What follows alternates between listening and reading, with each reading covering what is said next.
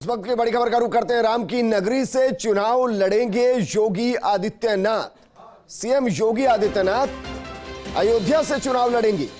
यह पहली बार होगा जब वो विधानसभा चुनाव लड़ेंगे। इस वक्त मुख्यमंत्री जरूर हैं वो यूपी के, लेकिन वो एमएलसी हैं। विधानसभा का चुनाव उन्होंने नहीं लड़ा। वो सांसद रहे हैं कई बार, लेकिन राम मंदिर निर्माण एक तरफ और राम की नगरी से योगी का चुनाव एक तरफ। योगी आदित्यनाथ अयोध्या से चुनाव लड़ेंगे और यह तस्वीर साफ हो गई है कि वो चुनावी रण में होंगे।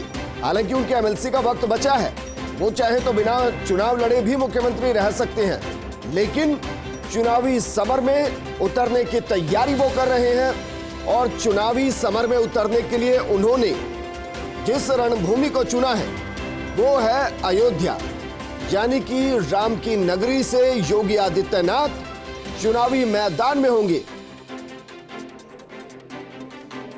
मेरे सहयोगी और UP news editor Gyanendra Shukla जुड़ गए हैं। ज्ञानेंद्र, हर कोई ये जानना चाह रहा था कि अलग अलग पार्टियों के जो टॉप लीडर हैं वो कहां-कहां से चुनाव लड़ेंगे।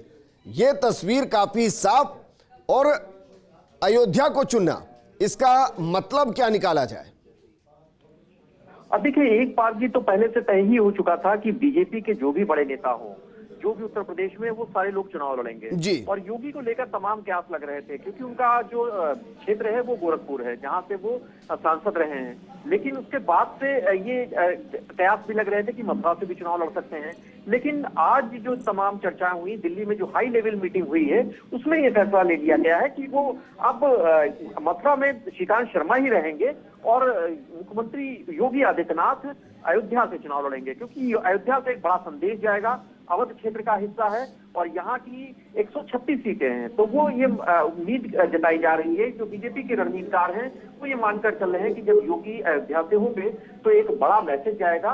और हालांकि अब इस फैसले पर अंतिम जो है सीईसी की बैठक जो होगी, प्रधानमंत्री मोदी लेंगे, उसमें मुहर लगेगी। लेकिन अयोध्या एक राम मंदिर का मुद्दा है, जो एक भावनात्मक मुद्दा है और बीजेपी के लिए एक बड़ा एक इशू है, जहां पर हिंदुत्व का वो सियासत करते रहे हैं। तो ऐसे में मुख्यमंत्री योगी आदित्यनाथ राम जन्मभूमि के आंदोलन से जुड़ी रही इस सीट पर, क्योंकि यहाँ पर खुद मुख्यमंत्री योगी आदित्यनाथ 90 के दशक में भी सक्रिय रहे थे, राम मंदिर के आंदोलन से भी जुड़े रहे थे।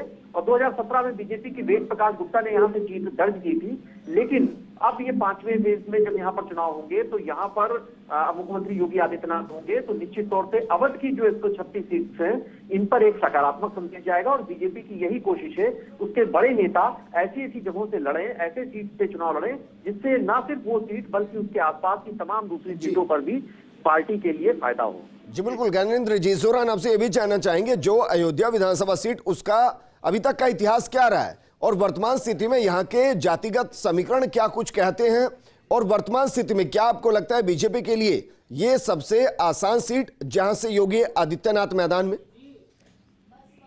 देखिए, बिल्कुल अयोध्या में 2017 में बीजेपी के पास ही ये सीट आई थी। वेद प्रकाश गुप्ता यहाँ पर से विधायक चुने गए थे। और अयोध्या की अगर बात करें तो अयोध्या में निश्चित तौर पे बाकी जगहों पर तमाम दूसरे मुद्दे होते हैं, लेकिन अयोध्या में आस्था का, धर्म का एक बड़ा मुद्दा रहता है। तो ऐसे में बीजेपी के लिए अयोध्या की जो नगरी है, वहां से जो उनके लिए चुनाव लड़ना, मुख्यमंत्री योगी आदित्यनाथ जो उनके एक चेहरे हैं, जिनके चेहरे को लेकर पार्टी चुनाव लड़ रही है, और बीजेपी के लिए अयोध्या एक बड़ा मुद्दा है, राम मंदिर का एक बड़ा मुद्दा रहा है। तो ऐसे में इन दोनों अपने चेहरे और अपने बड़ा क्षेत्र, जो उनका सबसे सियासत का उनके इर्द गिर्द जो धुरी रही है अयोध्या, वहां से उनका बड़ा चेहरा, उत्तर प्रदेश की चुनाव का चेहरा, अगर वहां से लड़ता है तो बीजेपी को ऐसा लगता है, उनके रणनीतिकारों को, कि यहाँ से उनके लिए काफी फायदा होगा और दूसरे तमाम सीटों पर सकारात्मक संदेश जाएगा।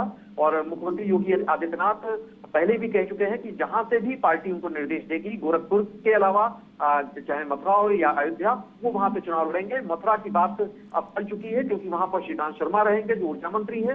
तो ऐसे में मुख्यमंत्री योगी आदित्यनाथ अब अयोध्या सीट से चुनाव लड़ेंगे। हालांकि अंतिम फैसला अब सीईसी की बैठक में। बिल्कुल ज्ञानेंद्र शुक्ला जी, शुक्रिया तमाम जानकारी हमारे साथ